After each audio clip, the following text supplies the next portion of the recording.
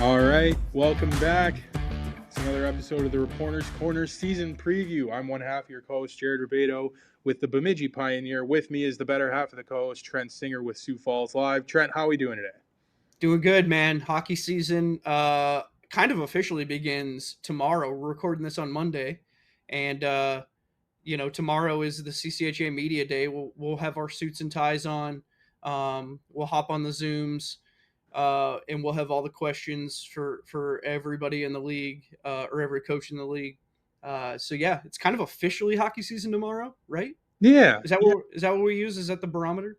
sure. Yeah, and if you're looking for our preseason media ballots, you can find those on the previous episode, the one that dropped today with Bemidji State guests Jack Hittinger and Lucas Peipenhagen. So we don't get too much into our preseason ballots with this episode here, but we did, however, bring on our first student media representative in Nathan Burkett from Bowling Green. He was plugged into the roster, and we love promoting student media whenever we get the chance. And Trent, what did we go over with Nathan today? Yeah, we got a little bit of his backstory. He just loves hockey, man. It was kind of refreshing too to just he had really good insight too. It was really awesome talk. The guy who's been covering this team since he got there. He's a sophomore this year, so last year was his first year really immersing himself with the team. But he's been around this Bowling Green program for as long as he can remember, since he was a kid.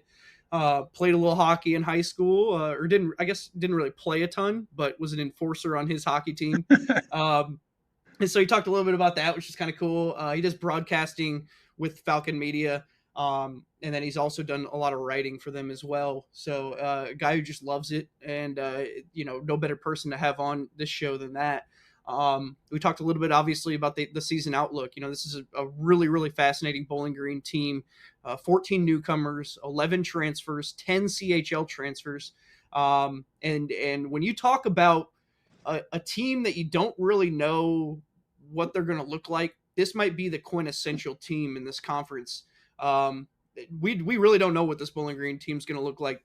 And a lot of it's going to depend on how well these Canadian Hockey League guys, mesh going into this.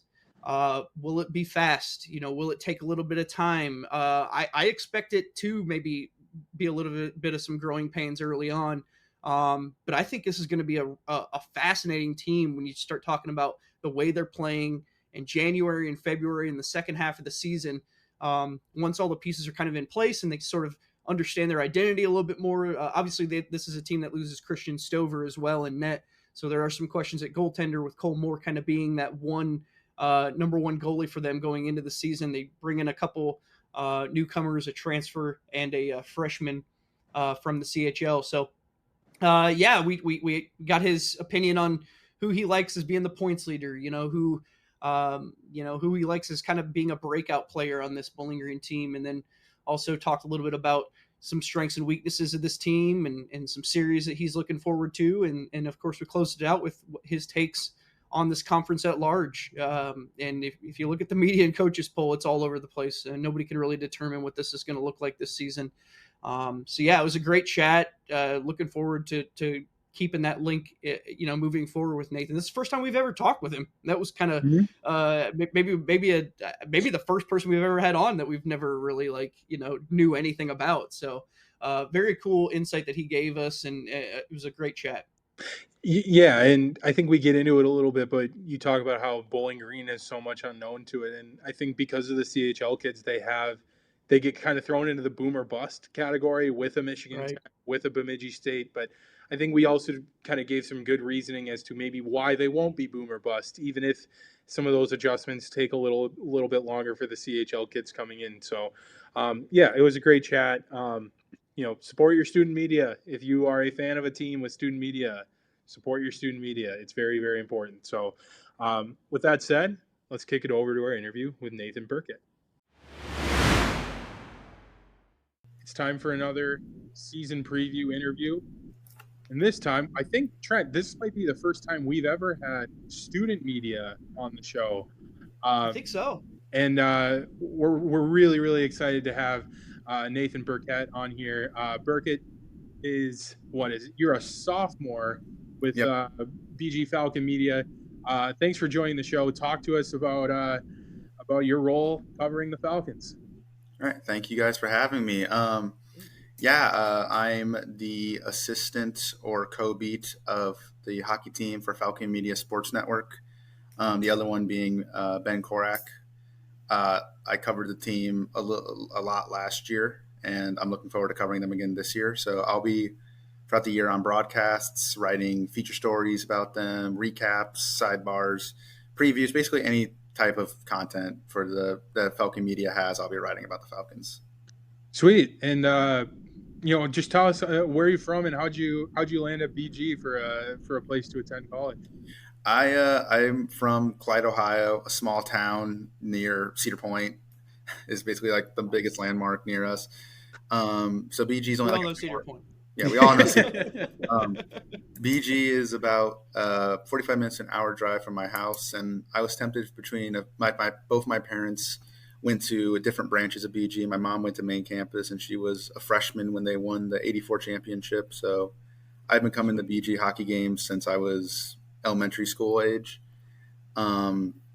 I was tempted between a few different colleges, but in the end, BG just had the best media program and the best hockey team between all the colleges I was debating between. So here I am, 1 year in, and I was lucky enough to become a beat. So pretty happy. This sounds vaguely similar to Jared's story, except they didn't have a hockey program, right, Jared? Correct. Yeah, I went to Augustana, but back then there was like 5 kids in the whole school that could tie a pair of skates, and it was a big basketball school at the time.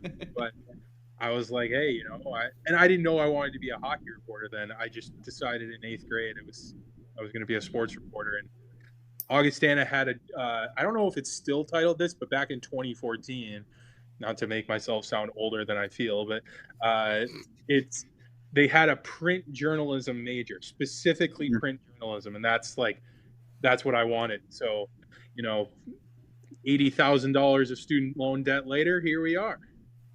Shout out to Jeff Miller. Shout out to Jeff Purple Miller, yeah. That's right. Nathan, we wanted to ask you too, just student media is really important. And I think for Trent and I both, it was kind of a launching pad into the careers we have today in some respects. So just talk about aspirations for you after college. Is hockey something you want to stick with, or do you have another sport? For me, I'm really big in hockey. Was always my number one. It's always been. I played hockey throughout high school.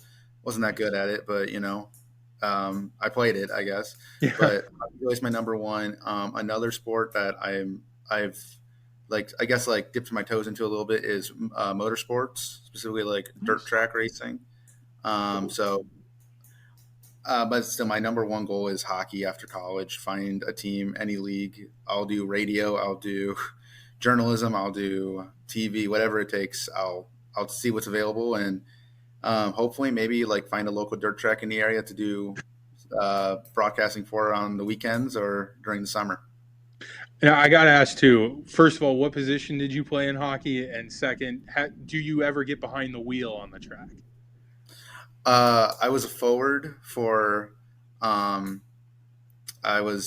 mostly just was on the bench. I was an enforcer for sure. Nice. I was not very good at skating, but I could hit people pretty well. And I was the guy. I would go and stand in front of the other team's goalie and just set screens and make sure they couldn't see what was going on. And no, I do not drive the race cars. I work at a local dirt track here in Ohio, Attica Raceway Park. I'm the fuel salesman there. Gotcha. I interact, and then I help with the scales after the race. So I interact with the drivers and their families. I'll push the cars off the scales, but no, I'm not near talented enough to get behind the sprint car, the wheelless sprint car. Your hockey resume sounds perfect for the CCHA as just a rough and tumble kind of league where it's gritty. It's not a lot of space, as every single player and coach we've had on here has said. But I think the league is starting to change a little bit. And Bowling Green is a perfect example of why, due to the CHL kids coming in. And this is our expert transition into the Falcons' outlook for 2025-26. Trent, how many CHL kids is it now? Is it 10, I believe, that they have on their opening day run? All right. Well, let me count here. You got 1, 2, 3, 4, 5, 6, 7, 8, 9. Yep, 10. 10, Nailed it. 10 kids. And I don't know if Bowling Green was an opt-in or opt-out team, or if their roster number did get to a Yeah, little I'd have over to double check on that. 56, but it's a good chunk. 2 full lines of CHL kids able to play. Nathan, we'll kick it to you. You're jumping into the college hockey coverage scene in an ever changing landscape where the rules last year have kind of flipped on their head in some respect. But give us some outlook as to these CHL kids on the roster and kind of just your general thoughts to start it out. Well, first of all, I'm so excited for this year because of that talent. I feel like at BG got a little bit of a head start into recruiting because a lot of talent who came from to the college scene in general came from the Western Hockey League of the CHL. And Coach Coach Williams, we call him Willie here usually at Falcon Media, but he coached there for many years, coached the junior team for Team Canada a couple of times. So Yep. a lot of the players either played under him or played with, or like they saw him playing. So like because of that, he had a little bit of a foot in the front door, if you will. Mhm. So we got a lot of great talent from the WHL. A couple of guys I'm really excited to see. Connor Levis, he fits the style that Coach Willie really likes of a guy who goes in front of the other team's net, scores, rebounds, scores tip-in shots. Coach Willie talked about last year how he wants players who are willing to crash the net, and that's a Connor Levis type player. Ty Higgins was a great player in the QMJHL last year. He was one of the best defensemen in the QMJHL. Dominic Ramon recently won on the coaches poll, was named one of the preseason rookie of the year candidates. So our goalies, Jacob Steinman, Tyler Palmer, both of them they look fantastic. Obviously, it's going to be a transition from junior hockey, or in Palmer's case, Canadian college hockey to American hockey. But at the same time, there's just a lot of raw talent on this team that's coming up. And I want to piggyback off of a little comment that you just made there. You like what you've seen from the goalies, and obviously that's a big question mark for this team. You talk about losing a guy like Christian Stover, I mean, who was quite literally one of the best goalies in the country in a lot of metrics last season. Jacob Steinman enters the fold. They also have Tyler Palmer, who is a transfer from Alberta, a U Sports transfer. And obviously they've got the big guy in Cole Moore too, and I know he'll have a say. Just that competitiveness in that room. I mean, where do you kind of see that playing out? I mean, is there still a lot of questions to be answered there, or what are you kind of seeing? We don't know what Coach Willie will do.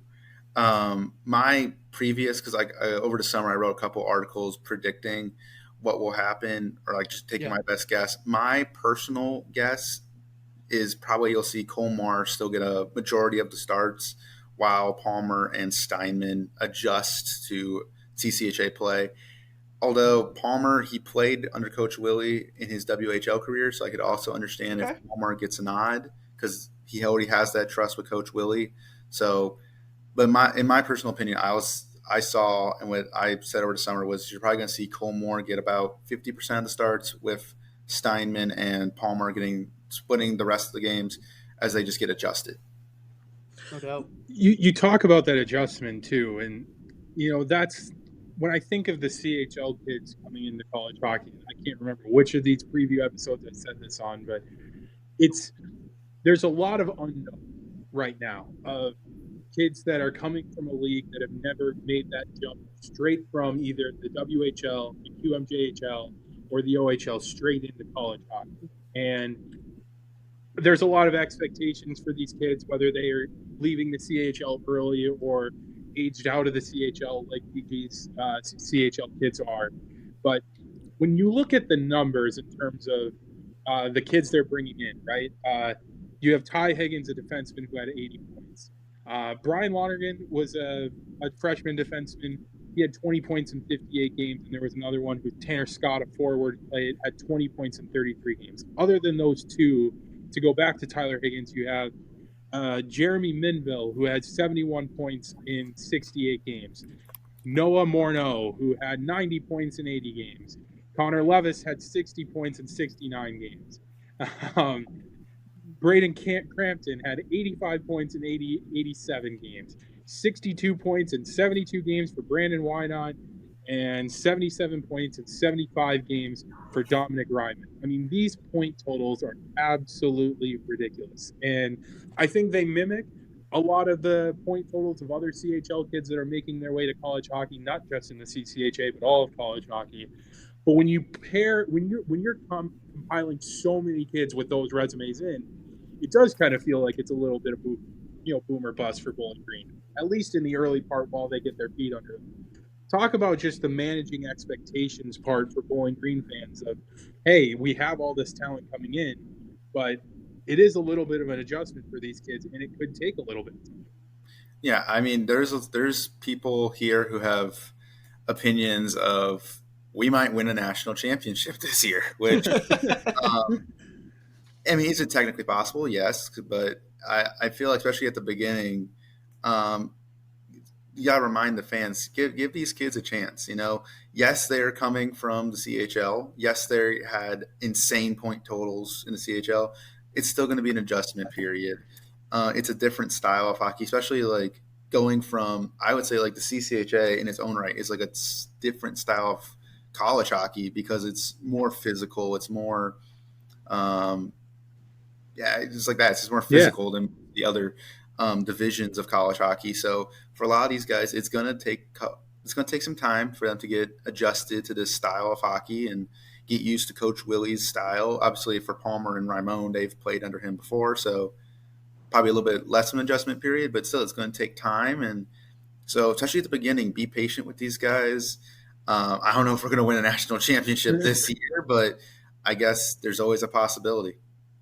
I want to follow that up to something you said earlier about Willie, Coach Dennis Williams, and not only is he coming from the CHL and have that background. Trent and I had him on the show, and we detailed his entire coaching resume. He's coached in like every possible league, and in terms of seeing what kind of talent translates to college hockey, seeing the kind of players he wants to fit his system, whatever he needed to see. If there's a coach you have to feel confident in terms of assembling a roster with this many new players and the expectations that come with them to perform and banking on them to make this team into what people think they could be. Dennis Williams feels like the right guy to do that because of his experience. Talk to me about how, just being on the beat last year, seeing his first year and how it evolved into, a really, really good year and a big step up with them going to the Mason Cup semifinals. I mean, yeah, Coach Willie, the players talked about it last year. There's just something about him. He imposes confidence into his teams. He has such an amazing resume throughout all the different leagues he's coached in. I asked him during the playoffs last year, like about the adjustment from like coaching in the WHL playoffs, or 7 games, to coaching in the CHL playoffs CCHA playoffs, and he gave like great answers about how he himself had to go for an adjustment period and get used to it, and he struggled at times to understand the standings last year, especially with Augustana having like the percentage while everyone else is under points. So it's a very simple like game plan. It's high shot volume, it's high physicality, it's crash to net, and we were one of the best teams for getting shots on goal last year. His motto is kind of like take it day by day, game by game, focus. And overall, I said this last year on a radio show here. I do believe that within the next 4 years, BG will be back in the NCAA playoffs, and in my mind, probably Frozen Four, maybe competing for a national championship. And it's all because of Coach Willie.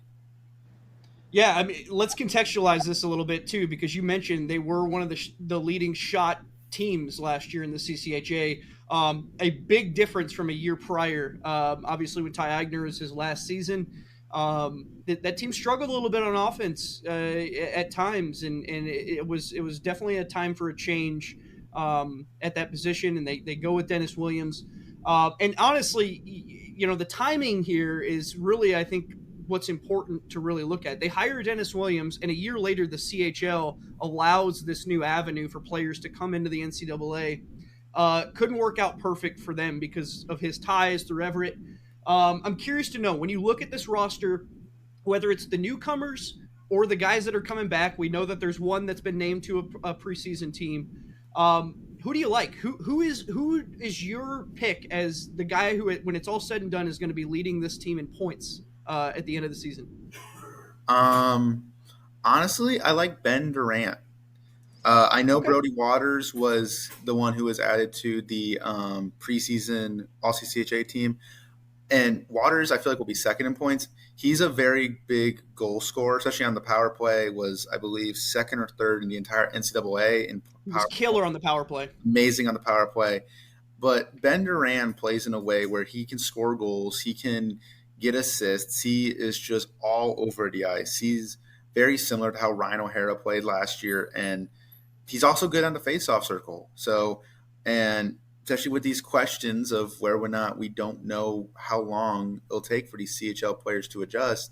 Having a guy like Ben Duran who can basically do everything and help these guys adjust, I feel like by the end of the year he'll probably be the team leader in points.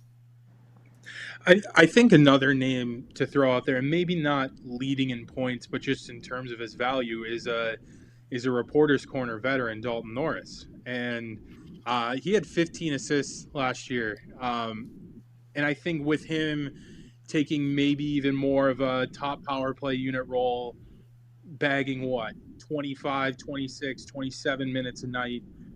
He's very offensively gifted on the blue line, and that's another guy where end of the year it shouldn't shock people if he's got 20 plus points from that blue line. Absolutely, being the captain this year too. Him and his defensive partner Gustav Sternberg are our best D partner, like our best D pair. The way they work together, usually you'll see Sternberg is more of a defensive defenseman sometimes, but he can still contribute offensively. Norris was great at moving the puck.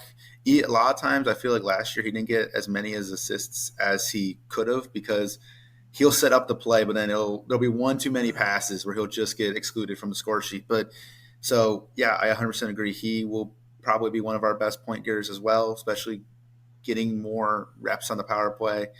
I mean, the experience, especially him entering his senior season, is the same as I said for Duran, experienced guy to help these young defensemen that we got, because we have like 4 of them in my mind 4 or 5 who are new to this program and are going to take time to adjust, and I see them getting playing time right away, and I feel like Norris will be there along with Sternberg and a couple of the other guys to help them adjust. Think about strengths and weaknesses. It might be a little bit of a loaded question for this group because there is so much unknown, but for what we do know about this team, give us your biggest strength and weakness for BG this year. Strengths based on last year and based on the style I know Coach Willie likes to play and based on the recruits, it's going to be shot percentage or like shot volume. Jeremy Minville, if I remember correctly from my notes, averaged like over 4 shots a night in the QMJHL. I might have been wrong. He might have like 3.8. Still very high shot volume. I know Brandon Wynot had a very high shot volume. A lot of our players, I remember last year, there'd be times where we would have multiple players have more than 5 shots on goal. So I do not expect any of that to change. If anything, I expect more shot volume this year. In terms of weaknesses, just because there's so much of a question, I'm probably going to say goaltending, especially when Palmer and Jacob Steinman are adjusting. I feel like there might be a couple of times where we might put them out there to see how they're doing, and they might struggle. So, and based on what I remember from last year and in previous years, Cole Moore is a goalie who he is very good when he starts, but he does struggle sometimes when he has to step in for either an injury or if someone else is, like if one of the rookies struggles and they have to be pulled, he sometimes struggles on the first couple of shots when he's put into a game cold. So there might be a couple games where goaltending could be a concern. Yeah, and Cole Moore last year was a little bit of a weird situation for him too, because Stover kind of stepped back in and just grabbed the role from him. And as a goalie, to get that consistency, sometimes it does take, being able to play night in and night out. You look at the college hockey schedule. It's like you're playing 2 nights on the weekends, And then you've got all this time off. It's vastly different, from that junior landscape where there's far more games. It's a longer season. But I do like what you've said though about Cole Moore kind of being that guy to start the season, and then obviously maybe getting pushed by these other two, just to break everybody down. I mean, this team, 14 newcomers, 3 guys who are technically transfers, 1 U Sports. They've got a transfer from RPI. Shout out to Perry and Tyler Hodson. And then they've got another transfer from Miami of Ohio and Rehards. I'm not even going to try Simonovic. We're not going to try that. Yeah, you probably know it. Yeah. I have not fully learned it yet. Yeah. Simonovic, I think. Yep. Something around You're right. Three transfers in 11 freshmen. I'm curious from, your take when you sort of look at this roster. Is there a guy under the radar who you're looking to possibly be a breakout guy? Maybe somebody who didn't score, like didn't show up on the stat sheet as much last season, but somebody who can emerge on this roster that you think is going to see a little bit of an uptick. A couple of guys just come to mind. I would say number 1, Tyler Hodson. He had a great year last year at RPI and the year before as well. Yep. I sometimes forget about how excited, and how big of a player I think he can be, just because he kind of flies under the radar with all these forwards we're getting from the CHL. But right. I definitely think, especially because he has experience, he could definitely be a big player. Another one, I'm going to throw out there, Quinn Emerson. He doesn't always add on the – he's not always on the score sheet, but he's always contributing in his own way. Also, the positivity in the locker room. I have never seen a guy smile more than Quinn Emerson. I've never seen someone just happy to be a hockey player more than Quinn Emerson. And Indiana. So I feel like, and of course, he scored the overtime goal against Michigan Tech in the playoffs last year. So yep. I could see Quinn Emerson having a big uptick, especially heading into his senior season. You stole my pick. That's Quinn Emerson was the guy I was looking to. I'll throw another one out there. Brett Foe, 18 points last year. A little bit undersized kid, but he's a kid where you watch him play and he's consistently in the right spot every time. And I can't imagine Willie has too much of complaints of a kid like that either. So he's fast too. Yeah, very fast. When it comes to maybe we've talked about the freshmen, the incoming transfer class. To give us a guy we haven't talked about yet that you think is poised for the most impact right away. They start that first night and they're right there where they can have an impact right away in game 1. Are we talking about the rookies? Rookies or transfers, whoever I'm going to say, or the newcomers, I'm going to say Braden Crampton. In the media poll, that was my pick for Rookie of the Year early. He's a guy who puts up a lot of points on the blue line, but also he's a physical guy, and that's going to be important to CCHA. He's a big guy. Kind of reminds me of Sternberg in a way. I remember when I was first doing research on him last year when he was first committing. When you look up Braden Crampton highlights on YouTube, the first 3 videos that pop up are just him fighting. And you know what? That's the kind of energy I kind of like to have on my team. And he can produce offensively. He's good defensively. He's physical. He's not afraid to drop the gloves. Might lead to a couple penalties, but it's definitely going to be entertaining. And I definitely see him producing right away and also being a fan favorite. Spoken like a true enforcer, man. Yep. By the way, 87 games, 10 goals, 75 assists. 87. Yeah, some of these. And his Spokane Chiefs went on a deep playoff run too. Yeah, some of these numbers are a little absurd when you look at these CHL guys. And I know it's it's an offensive league at times, and in some of these leagues it certainly is, and that you got to take that into account. But man, you have to be pretty excited with this freshman class that they're bringing in. It's unlike anything we've ever seen. I mean, we've literally never seen what this is going to look like. We have no bar of what this is going to look like at the college level, and Bowling Green is, I think, in this league, the best example of kind of what we're going to see with all the CHL impact right away, because these guys are going to get minutes, man. I mean, you talk about 14 new guys on a team of 28 players. That's half your roster. Some of these guys are going to be starting right away. They're going to be in the lineups right away. They're going to be in the top 6. they're going to be competing for top D spots. Obviously the goalie situation it plays into that as well.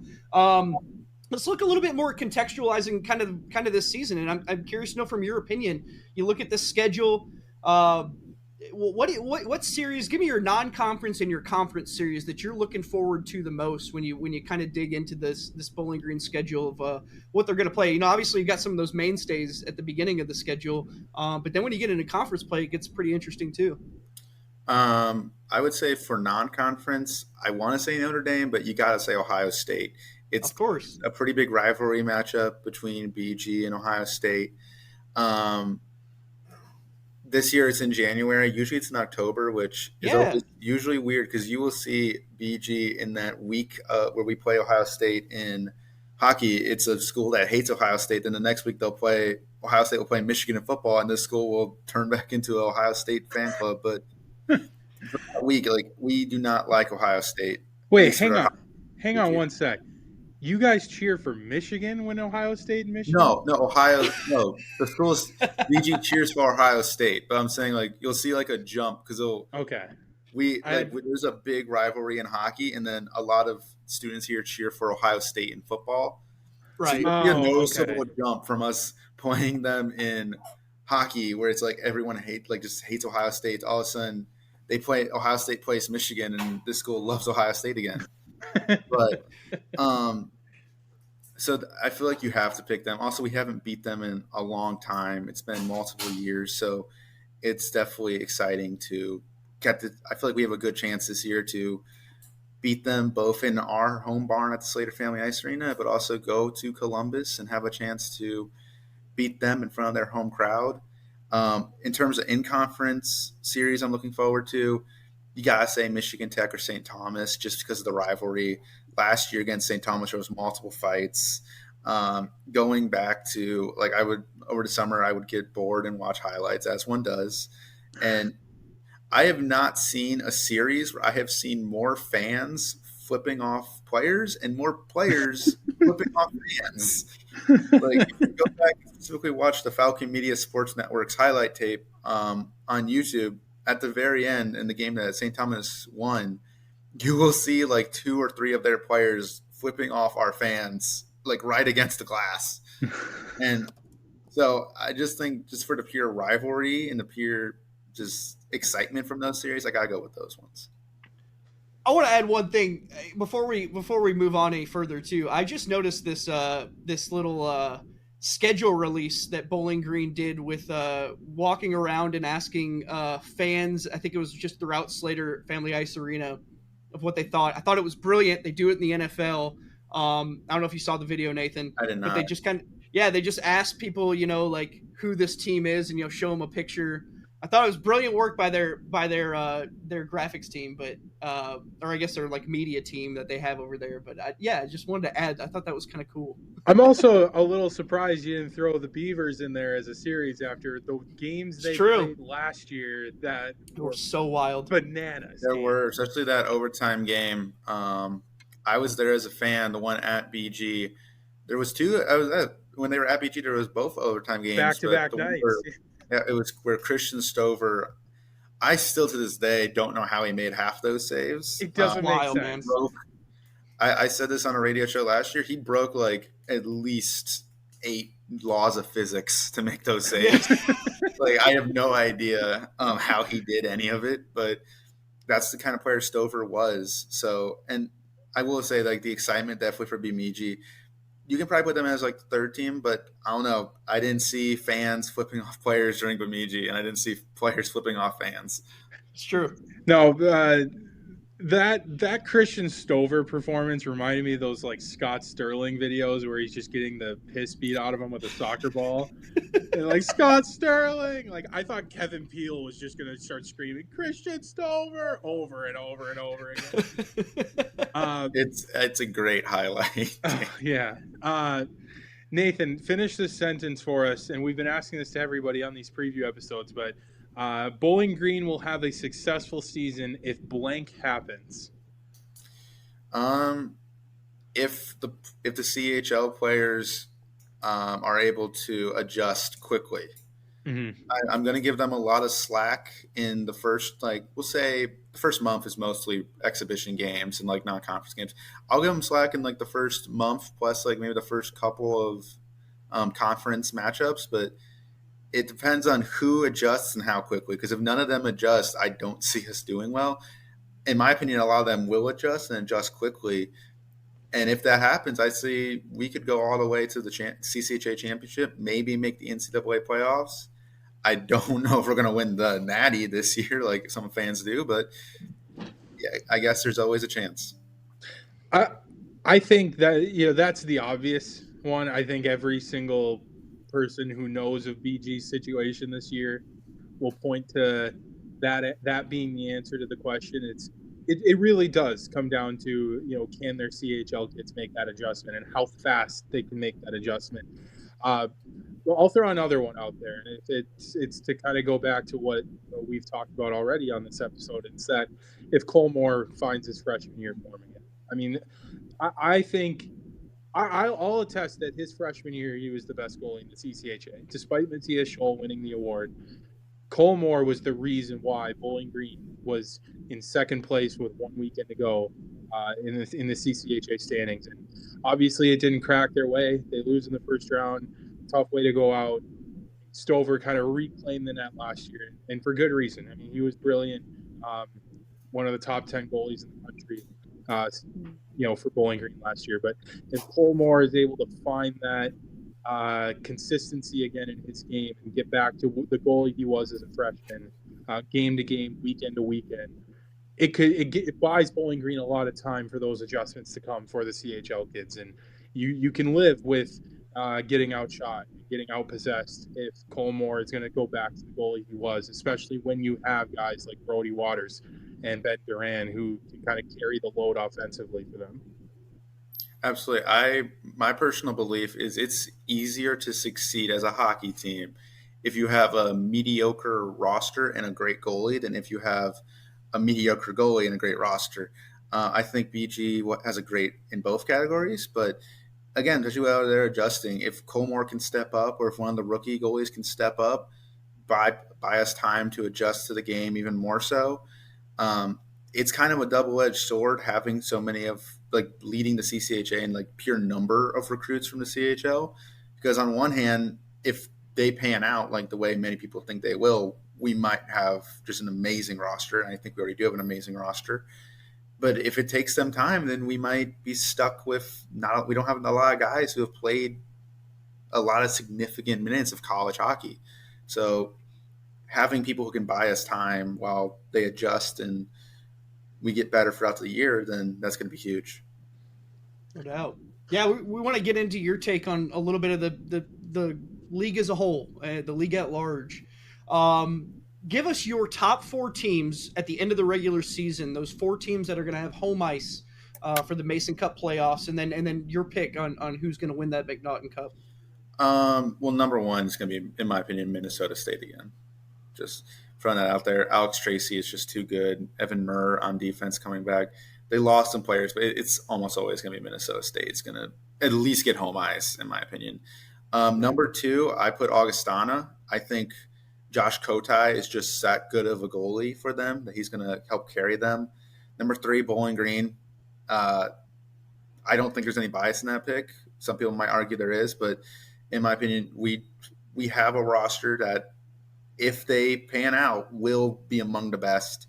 And they could be higher, they could be lower. It all depends on where we end up when they come to adjustments. And then number 4, I'm going to go Michigan Tech. They had a lot of good players last year. They lost some good ones, but they also retain a lot of good players from last year. They have a solid core.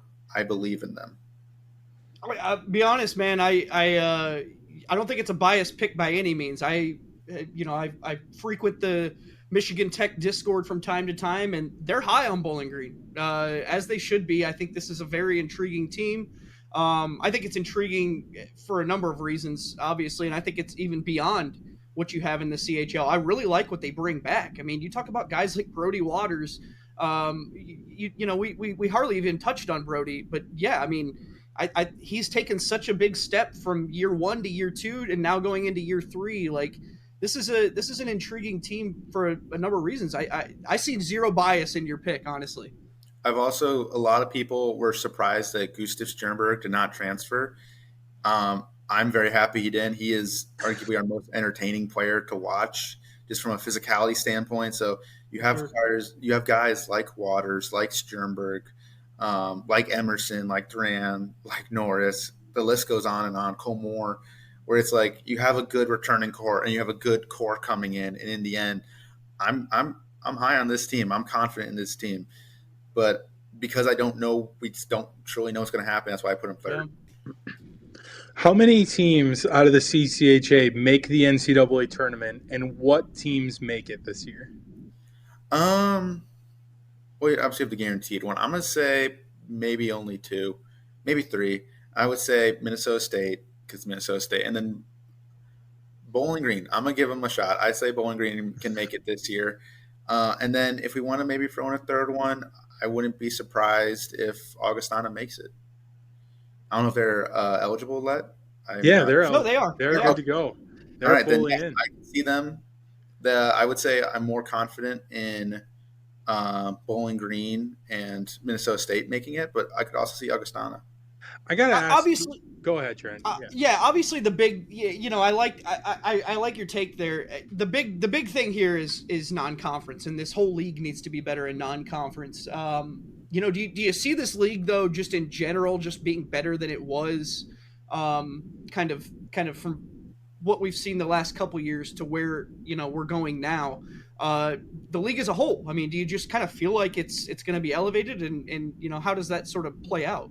Yeah, I mean, we got a lot of talent from the CHL. I feel like from pure talent standpoint, I feel like every college team is getting better with in allowing CHL talent. Right.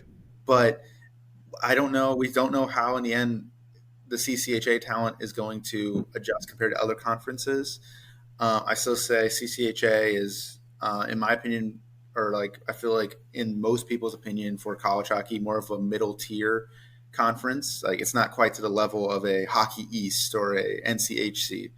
But in my opinion, like we are on the up and up again. Unfortunately, I saw St. Thomas is going to be leaving us after this year. I think that's going to might be a big blow for us as a conference, especially because they're a very good team. So losing them might hurt us a little bit, but I still say overall, especially with so much talent, so many teams, especially like teams like Northern Michigan last year who struggled a lot, I see them doing pretty good this year and being a competitive squad. So I say, yeah, as a league, we're on the up and up again. We're going to keep improving. We're going to keep getting better. And I would say this year, especially, and maybe even more so next year, like out of conference games are going to be really exciting for us as a conference. You mentioned St. Thomas, and I'm curious because you're not the first person who left St. Thomas out of their top four when we best. And I'm curious, where do you have them slotting in? Is it right at 5? Yeah. Yeah, I had a feeling. I mean, they have a great team, and I understand they have a great team. Lucas Wallen is a great player, but in my opinion, they lost Cooper Gay, they lost Liam Malmquist, they lost Jake Seibel. Those are three guys who really carried them in my mind. Like last year, like I will never forget the one game against St. Thomas where BG had 58 shots on goal and we lost one. Yeah.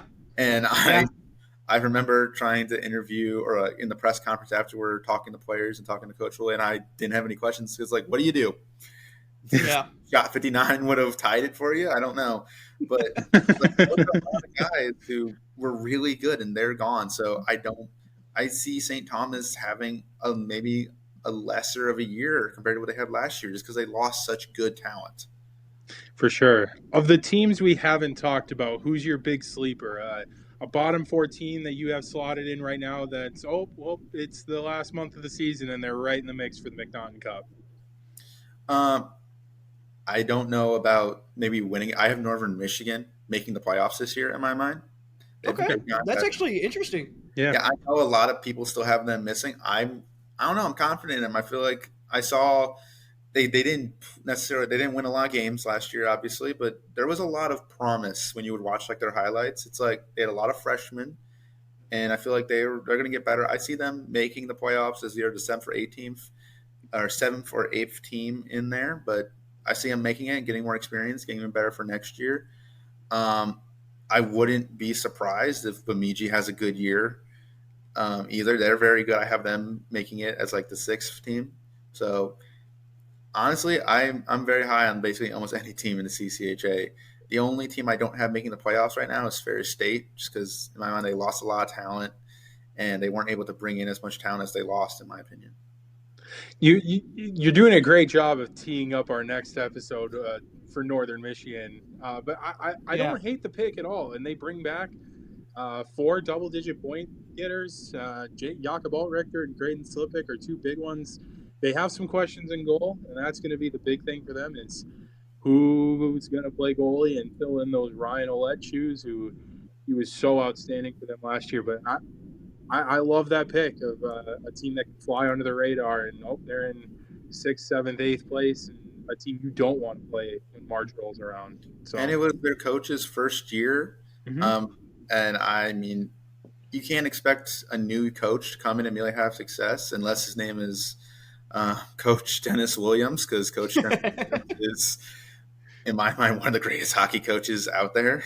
Just the way he's able to jump in and just coach anyone and lead to success. But I mean, it was Northern Michigan's first year under a new coach. I see them getting even better this year as their coach improves, builds more repertoire with their fans, with their players. So again, I see them doing well this year. Absolutely. Nathan, that's all we got for you. Thank you so much for hopping on and talking about the Falcons this year. It's an exciting year for fans and media alike over there in Ohio. And best of luck to you on the beat. Keep up the good work covering the Falcons. Thank you. Thanks for having me on. This was a blast. Yeah. Thank you. All right. Once again, thank you to Nathan Burkett for joining the show, and thank you to our producer, Perry Lascaris. Subscribe to the CCHA Show on Spotify, Apple Podcasts, or wherever you get your podcasts from, and subscribe to the CCHA on YouTube. Follow us on Twitter at Trent Singer and at Jared Rubado BP. You can check out our work at BemidjiPioneer.com and SiouxFallsLive.com.